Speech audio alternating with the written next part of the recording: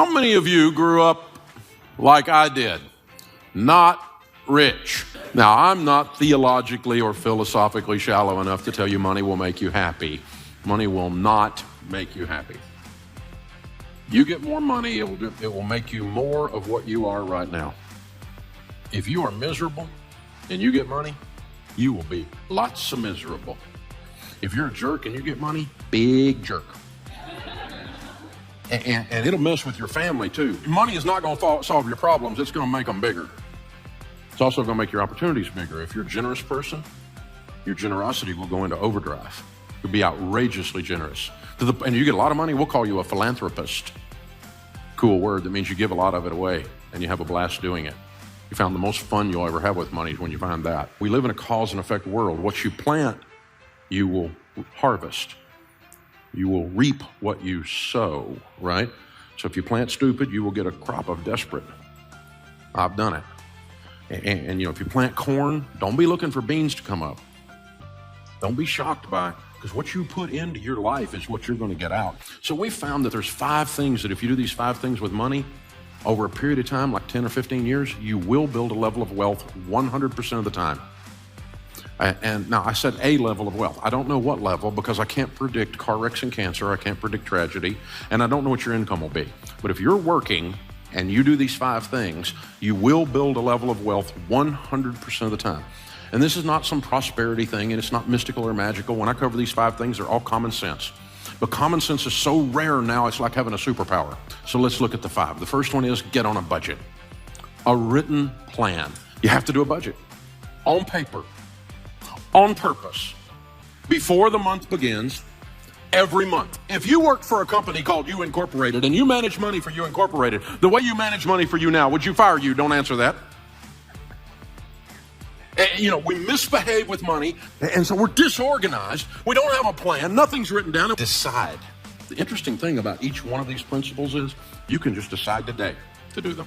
I had a guy working for me, and he was not doing his process right, and I sat down and I said, this is what you need to do. And he goes, well, it's not the way I do it. And I said, change. And he said, well, I'm not like you. And I said, change. You can decide today to be good at this or leave. You can decide to do a budget today. Get out of Yellow Pad or go free budget online, everydollar.com. You can decide today. I'm going to start managing money well today, because you're going to keep getting what you've been getting if you keep doing what you've been doing. You know this, right? Sowing and reaping. And the second one is you need to get out of debt. Now, we know this one. You knew Dave Ramsey was going to talk about getting out of debt, because you know the Bible says the borrower is slave to the lender. It's real. But here's the deal. Think about this. Your most powerful wealth building tool is your income. Let me show you what slavery looks like. This week, they came out with new data that shows that the average car payment in America today, according to the National Auto Dealers Association, is $499. That's dangerously close to $500. You take $500 a month and invest it from age 30 to age 70 in a decent growth stock mutual fund, you'll have $5.6 million. That's what a car payment costs you. So who'd you make rich? General Motors, Ford, Lexus, I don't know, Toyota, who was it? You made somebody rich. It wasn't you. And you're driving along in something you can't afford, scratching your head and wondering why your kid's college fund isn't funded.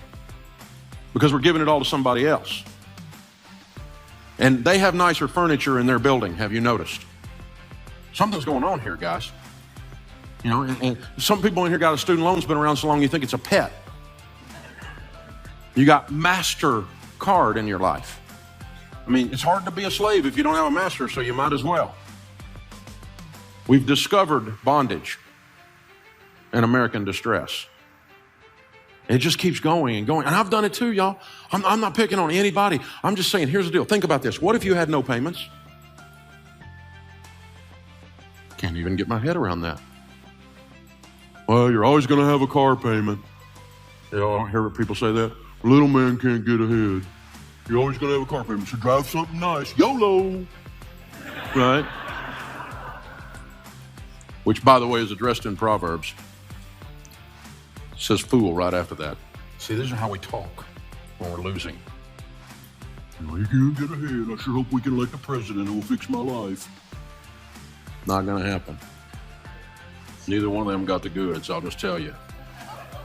You're in charge of your life. It's the only one that's going to work. And that's what changes. So how do you get out of debt? Well, you have to decide to not borrow anymore. That's the first step, isn't it? We had plastic surgery at our house. Had a plastectomy. Decided we're not borrowing money anymore. MasterCard. Capital One. What's in your wallet? Money. You're weird, Dave. You're right. And I'm not broke anymore either. I decided I'm not living like this. I hadn't had a credit card in 30 years. You don't have a credit card? I don't have a credit card. That's my wallet. It's got green presidents' faces. And it's got 4 pieces of, thank you. Got 4 pieces of plastic in here, 2 debit cards, one on my business, one on my personal account, which will do everything your stupid credit card will do. I travel more than any 2 you put together. Shut up. It works, okay? Dave, you're not getting airline miles. Yeah, I've met a lot of millionaires, and none of them said, Dave, I made it all on my airline miles. I hadn't heard that one. So my driver's license and my handgun carry permit. The third thing, once you're out of debt, then you need to be careful to foster high-quality relationships. What's that got to do with money? Everything. There's a huge correlation for those that build wealth and who they hang around with. And because you become who you hang around with. Have you noticed that? You don't let your kids hang around with little juvenile delinquents, right? If little Johnny down the street's a weed head, you don't let your kid run with little Johnny because you know you're going to have a weed head in your house, right? We know this. So, they come home with that mouth on them, and you're going, where'd you learn that? It'll get you knocked in the next week in this house. I mean, where'd you think you could do, get away with that? I'll take you out and make another one look just like you. It's because they're hanging out with little Johnny, right? You know what happens. We're the same way, y'all. We're the same way. You talk like the people you hang around with. You read the books they talk about. If you don't read and all your friends watch The Bachelor, well, here's a clue, okay? Here's what's going on.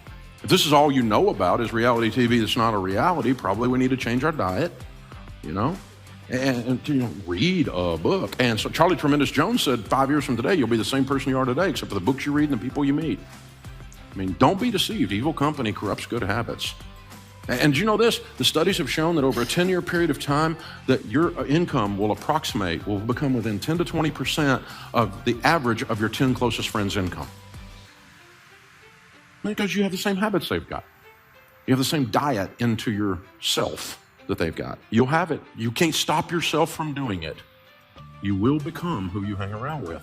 And all the studies show that we have a tendency. Now, that's not to say I'm some kind of snob and I don't have any friends that aren't rich friends. Not that at all. I have lots of friends, but my closest hangs are people I want to be like.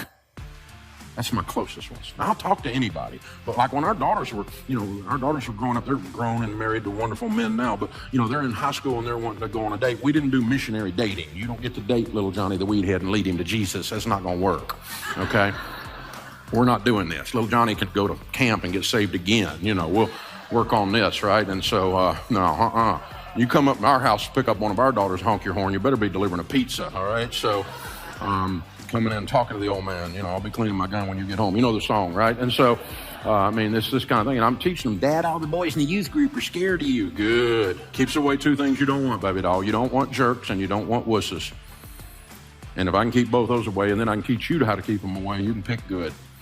And guess what? They both picked good. They married studs, man. I got some son-in-law, unbelievable. Man, my sons-in-law are awesome. It wasn't an accident. You see what I'm saying, y'all? You need to make these choices very, very carefully. The fourth thing is you need to save and invest.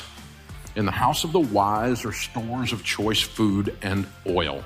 Wise people save money. That's what this means. And so it was used in the marketplace, like we use green presidents' faces, as a medium of exchange. If you had a carafe of oil, you were ready to do business. It was a sign of wealth.